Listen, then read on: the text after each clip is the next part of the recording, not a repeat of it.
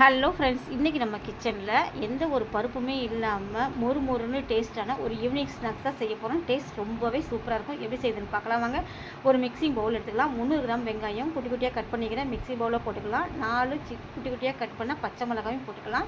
ஒரு சின்ன துண்டு இஞ்சி தோல் நீக்கி வச்சுருக்கிறேன், அதே நச்சு வச்சுக்கலாம். இதுக்கு தேவையான 1 ஸ்பூன் உப்பு போட்டலாம்.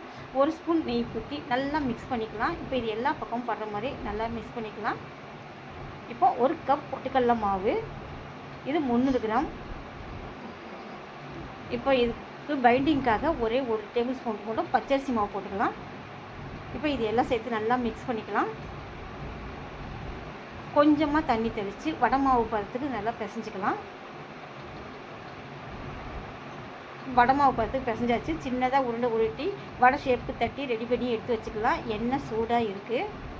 இப்போ ஒன்றா போட்டு எடுக்கலாம். சின்ன கடாயின்றதுனால நான் கம்மியாக போடுறேன். உங்கள் கடாய்க்கு தகுந்த மாதிரி நீங்கள் பார்த்து அதிகமாக போட்டுக்கோங்க. இப்போ போட்டு 2 நிமிஷம் கழித்து அப்படியே மெதுவாக அப்படியே திருப்பி விடலாம்.